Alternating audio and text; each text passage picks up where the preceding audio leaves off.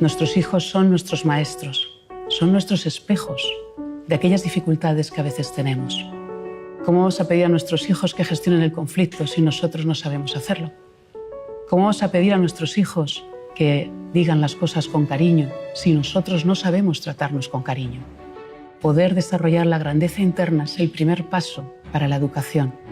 Educarnos a nosotros mismos también, porque solo desde ahí podremos despertar la fuerza, el coraje, que sea lo que inspire a nuestros niños.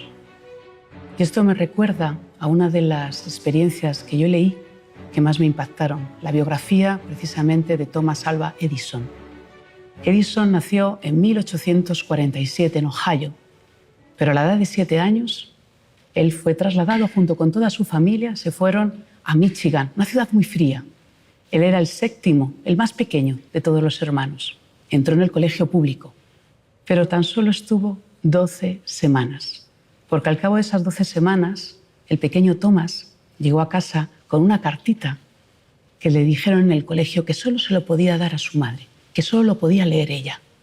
Así que Thomas se lo entregó a su madre. Y Thomas, cuando se lo dio, no sabía lo que había, lógicamente. La señora Edison abrió la carta y la leyó.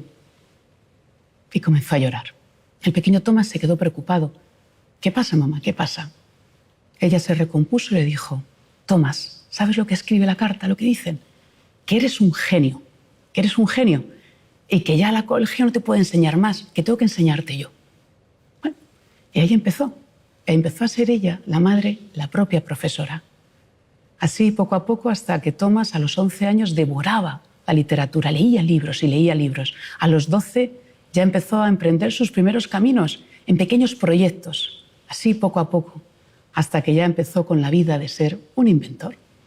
Bueno, a la edad de 24 años, la madre de Edison murió. Y Thomas, junto con sus hermanos, recogió las cosas y encontró aquel pedacito de carta que le había llevado cuando él era pequeño del colegio. Cuando abrió la carta para recordar lo que su madre le había dicho, en ese momento Thomas fue quien lloró. Porque la carta no decía lo que su madre le había dicho. La carta decía, Thomas es un niño enfermo mentalmente. No le permitimos que vuelva al colegio. Eso es el coraje y la grandeza de una madre o de un padre. Ese es el coraje de poder ver más allá de las etiquetas. La grandeza que tenemos como padres consiste en ver la grandeza en nuestros hijos.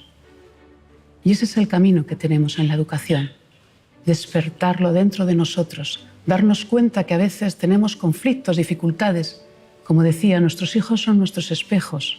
Esas dificultades están en nosotros, pero en la medida en que cada uno de nosotros, siendo padres, siendo educadores, podamos conectar con la grandeza, podamos conectar con nuestra vulnerabilidad, aprendamos a perdonarnos, aprendamos a vivir la vida de una manera mucho más delicada, en ese momento estaremos despertando la grandeza en nosotros y la grandeza en ellos. Y este es el gran camino de la educación, educar el corazón para despertar la grandeza.